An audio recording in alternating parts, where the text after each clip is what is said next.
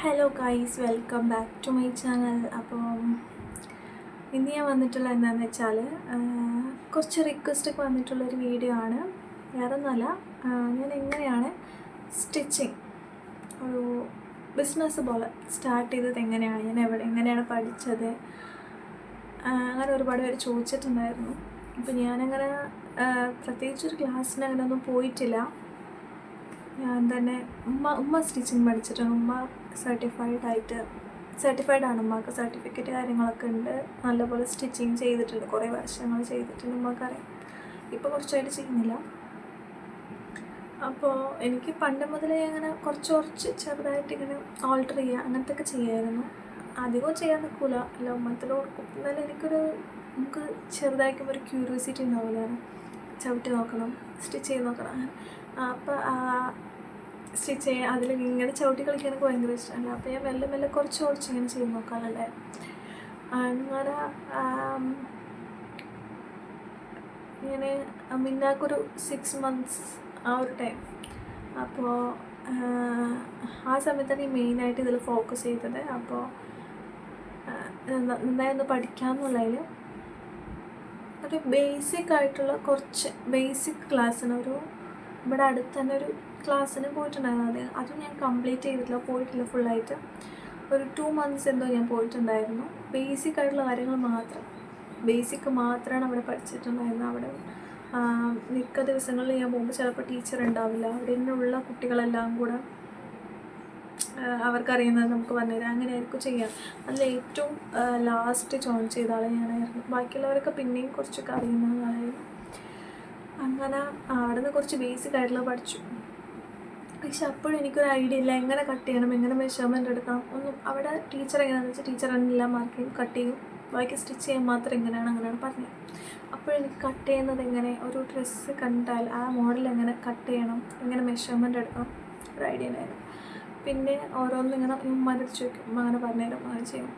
പിന്നെ എന്താണെന്ന് വെച്ചാൽ എപ്പോൾ സ്റ്റിച്ച് ചെയ്യാൻ എടുത്തു കഴിഞ്ഞാലും എന്തെങ്കിലും ഒന്ന് തെറ്റിക്കഴിഞ്ഞാൽ ഞാൻ പറയും, ഉമ്മ പറഞ്ഞിട്ടല്ലേ. പിന്നെ അതിന് ശേഷം എന്താണെന്ന് വെച്ചാൽ ഉമ്മ പറഞ്ഞ്, നീ തന്നെ ചെയ്തോ, നിനക്ക് എങ്ങനെയാണ് തോന്നുന്നത്, നീ അതുപോലെ ചെയ്തോ, ഞാൻ ഇനി ഒന്നും പറഞ്ഞുതരാൻ വരുന്നില്ല എന്ന് പറഞ്ഞു ലാസ്റ്റ്. അങ്ങനെ ഞാൻ പിന്നെ യൂട്യൂബൊക്കെ എടുത്ത് നോക്കും. പിന്നെ എൻ്റെതായ ഒരു ഐഡിയ, തെറ്റിയാലും നമുക്ക് പിരിച്ചെടുത്തിട്ട് വീണ്ടും ചെയ്യാം, അങ്ങനത്തെ ഒരു ഐഡിയയിൽ ഞാനിങ്ങനെ ചെയ്യാൻ തുടങ്ങി. ഒറ്റയ്ക്ക് കട്ട് ചെയ്ത് തുടങ്ങി. ആദ്യം തന്നെ കട്ട് ചെയ്യാൻ മാത്രം ഒരു സിമ്പിളായിട്ടൊരു ഫ്രോക്കാണെങ്കിൽ പോലും എനിക്ക് സ്റ്റിച്ച് ചെയ്യാനൊരു കൂടിപ്പോയാൽ ഒരു അരമണിക്കൂർ 1 മണിക്കൂർ അറിയോ. ഈ കട്ട് ചെയ്യാൻ ഞാനൊരു 3-4 മണിക്കൂർ വരെ എങ്ങനെ ഇരിക്കും. അതിനെ മാർക്ക് ചെയ്താലും പിന്നെയും അതിനിങ്ങനെ നോക്കി പിന്നെയും മെഷർ ചെയ്ത് കുറേ നേരം ഇങ്ങനെ അതിലിരിക്കും. കുറേ ടൈം അതിൽ കളയും. ഞാൻ ആദ്യമൊക്കെ സ്റ്റിച്ച് ചെയ്തതെന്ന് വെച്ചാൽ മിൻഹാക്കാണ് മെയിനായിട്ട് ഞാൻ സ്റ്റിച്ച് ചെയ്തത്. പിന്നെ എനിക്ക്, പിന്നെ ഉമ്മാക്ക്, 3 ആൾക്ക് ഇങ്ങനെ കുറേ സ്റ്റിച്ച് ചെയ്തിട്ടുണ്ട്. കൂടുതലും മിൻഹാക്കനെ ഞാൻ ചെയ്തിട്ടുള്ളത്. പിന്നെ മെയിനായിട്ടൊരു അടിപൊളി കുറച്ച് ഹെവി ആയിട്ടൊരു ഡ്രസ്സ് ഫസ്റ്റ് ടൈം ചെയ്തതെന്ന് വെച്ചാൽ എനിക്കും മിൻഹാക്കും കൂടെ ചെയ്തതായിരുന്നു. അതിൻ്റെ ഫോട്ടോ ഞാൻ ഇവിടെ കൊടുക്കാം. അപ്പം ഈ ഒരു ഡ്രസ്സാണ് ഞാൻ ഫസ്റ്റായിട്ട് കുറച്ച് ഹെവി ആയിട്ട്, അത് ഒരു 2-3 ദിവസം എടുത്തിട്ടാണ് ഞാൻ ചെയ്തിട്ടുള്ളത്. രാവിലെ മുതലിരിക്കും. രാവിലെ ഒരു 6 മണിയൊക്കെ ആകുമ്പോൾ എണീറ്റപ്പോൾ തുടങ്ങിയിട്ട് ആയിരിക്കും ഇരുന്ന് കട്ട് ചെയ്യൽ. ഫസ്റ്റ് ഒരു ദിവസം ഇരുന്നിട്ട് ഉച്ച വരെയൊക്കെ കട്ട് ചെയ്യാൻ. അത് എനിക്ക് ഭയങ്കര കൺഫ്യൂഷനാണ്. മാർക്ക് ചെയ്ത് കഴിയുമ്പോൾ കട്ട് ചെയ്തോ പറയും, പക്ഷേ ഞാൻ പിന്നെയും മെഷർ ചെയ്ത് വെട്ടട്ടെ ചോദിച്ചുകൊണ്ടേയിരിക്കും. അങ്ങനെ ഒരു രാവിലെ ഫസ്റ്റ് എണീറ്റപ്പോൾ തന്നെ ഇരുന്നിട്ട് കട്ട് ചെയ്യാൻ തുടങ്ങി. എന്നിട്ടാണ് ചായ പോലും കുടിക്കാൻ പോയത്. ഞാനും ഉമ്മയും കൂടെ, ഉമ്മയെ ഹെൽപ്പ് ചെയ്യാൻ വന്നിട്ടുണ്ടായിരുന്നു. എനിക്ക് തോന്നുന്നത് ഒരു 10 മണി വരെയൊക്കെ ഇരുന്നിട്ടുണ്ടാവും കട്ട് ചെയ്യാനായിട്ട്. എന്നിട്ട് ഫുള്ള് കട്ട് ചെയ്തു. പിന്നെ അതിൽ സ്റ്റോൺ ഒക്കെ ഉണ്ട്, നല്ല ഹെവി വർക്കായിരുന്നു. കാണുമ്പോൾ അറിയുന്നുണ്ടാവും, നല്ല ഹെവി വർക്കുള്ള മെറ്റീരിയലായിരുന്നു. അപ്പോൾ ആ സ്റ്റിച്ച് ചെയ്യുന്ന ഭാഗത്ത് വരുന്ന സ്റ്റോണും കൂടെ നമ്മൾ കട്ട് ചെയ്യുമ്പോൾ തന്നെ എടുത്ത് മാറ്റിയിട്ടുണ്ടായിരുന്നു കുറേയൊക്കെ. അങ്ങനെ അത്രയും ഒരു ടൈമായി. എന്നിട്ടാണ് ഇത് ചെയ്തത്. പെരുന്നാൾക്കായിരുന്നു. എപ്പോഴാണെന്ന് എനിക്ക് കറക്റ്റായിട്ട് ഓർമ്മയില്ല. ഓർമ്മയുണ്ടെങ്കിൽ ഇവിടെ കൊടുക്കാം. അങ്ങനെ അതായിരുന്നു ഫസ്റ്റ് ചെയ്തത്. അതിൻ്റെ കൂട്ടത്തിൽ തന്നെ അത് കണ്ടപ്പോൾ എൻ്റെ ഒരു കസിനും വേണമെന്ന് പറഞ്ഞിട്ട്, എൻ്റെ കസിൻ്റെ വേറൊരു കസിൻ്റെ 2 കുട്ടികൾക്കും അതിൽ ഒരാളുടെ ഫോട്ടോ വേണമെങ്കിൽ എൻ്റെ അടുത്ത് ഉണ്ടാവും. നോക്കിയിട്ട് ഞാൻ ആഡ് ചെയ്യാം. അങ്ങനെ ഉണ്ടെങ്കിൽ അതിനിവിടെ കൊടുക്കാം കേട്ടോ. അതും ഞാൻ ആ പെരുന്നാൾക്ക് തന്നെ ചെയ്തിട്ടുണ്ടായിരുന്നു. അതൊക്കെ എൻ്റെ ഫസ്റ്റ് എക്സ്പീരിയൻസ്. ഭയങ്കര ഹെവി ആയിട്ട് ഞാൻ സിമ്പിളായിട്ട് ബേസിക് ആയിട്ടുള്ള കാര്യങ്ങൾ മാത്രം ഇങ്ങനെ ചെയ്തുകൊണ്ടിരിക്കുക. അപ്പോൾ മെയിനായിട്ട് ചെയ്തത് ഇതാണ്. അങ്ങനെ ഇൻഡിപെൻഡൻസ് ഡേ വന്നപ്പോൾ മിൻഹാക്ക് അംഗൻവാടിയിലേക്ക് ഇടാനായിട്ടൊരു, അവളെ അംഗൻവാടിയിൽ ആ സമയത്ത് ചേർത്തിയിട്ടില്ല. പക്ഷേ നമ്മൾ ഒരു 3 വയസ്സ് വരെ അംഗൻവാടിയിൽ നിന്ന് മറ്റേ അമൃതം പൊടിയൊക്കെ കിട്ടുമല്ലോ, അപ്പോൾ അതിന് വേണ്ടി പോകാറുണ്ട്. അപ്പോൾ എന്തായാലും ഇൻഡിപെൻഡൻസ് ഡേക്ക് വിളിക്കും, അംഗൻവാടിയിൽ പരിപാടി ഉണ്ടാകുമ്പോൾ വിളിക്കും. അപ്പോൾ എന്തായാലും പോകണം. അപ്പോൾ അന്ന് ഇടാനായിട്ടൊരു ഫ്രോക്ക് സ്റ്റിച്ച് ചെയ്യാന്നുള്ളൊരു തോട്ട്. അത് ഉമ്മാൻ്റെ ഐഡിയ തന്നെയാണ്, എൻ്റെ ഐഡിയ അല്ല. ഉമ്മ തന്നെ പറഞ്ഞു അത് ഞാനിവിടെ കൊടുക്കാം.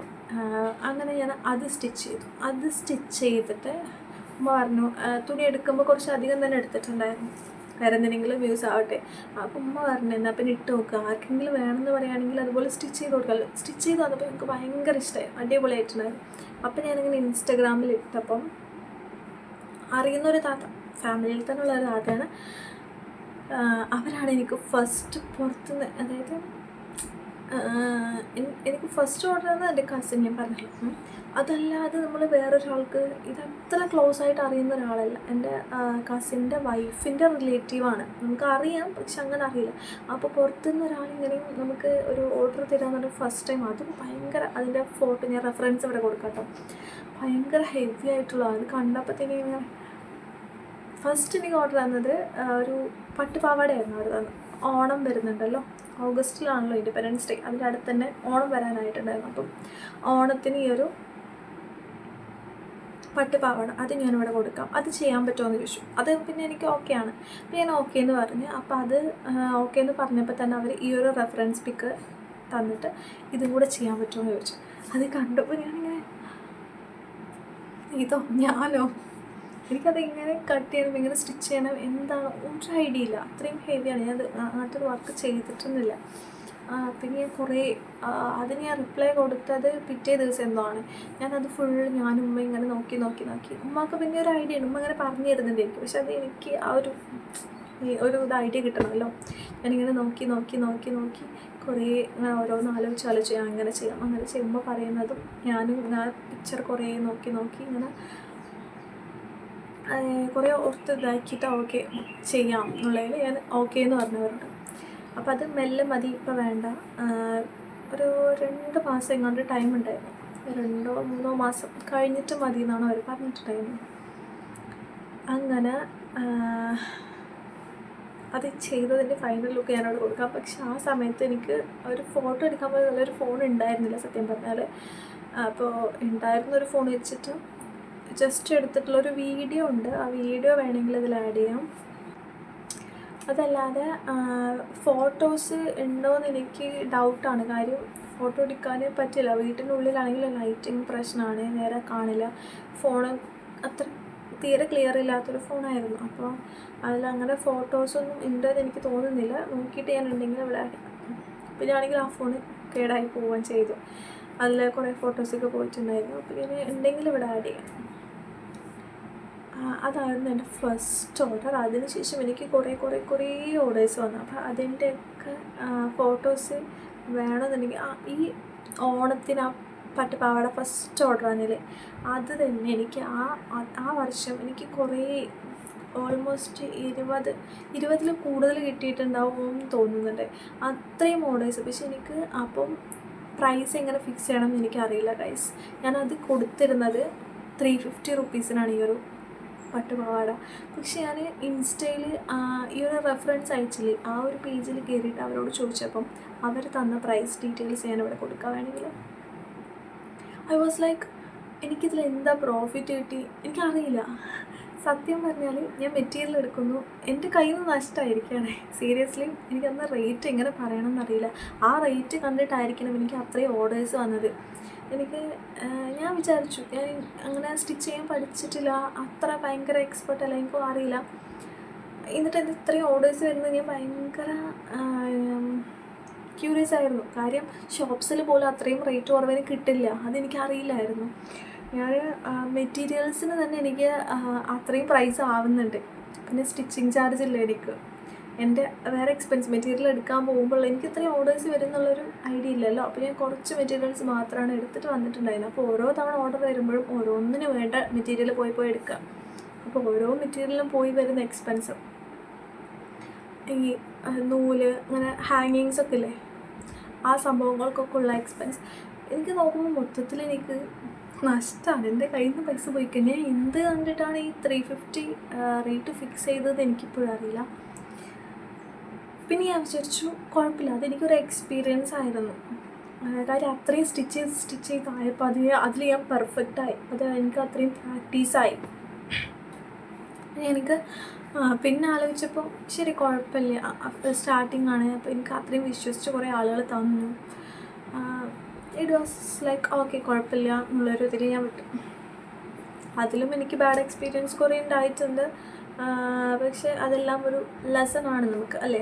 എല്ലാം അങ്ങനെ ആയിരുന്നു എൻ്റെ ഒരു സ്റ്റാർട്ടിങ്. ഇതിലെനിക്ക് കുറേ ഞാൻ പഠിച്ച കാര്യങ്ങൾ, എന്തൊക്കെ നമ്മൾ ശ്രദ്ധിക്കണം, എങ്ങനെ പ്രൈസ് ഫിക്സ് ചെയ്യണം, അങ്ങനെ കുറേ കാര്യങ്ങൾ ഞാൻ പഠിച്ചിട്ടുണ്ട്. അപ്പോൾ അതൊക്കെ നിങ്ങൾക്ക് വേണമെന്നുണ്ടെങ്കിൽ നിങ്ങൾ കമൻറ്റ് ചെയ്യാം.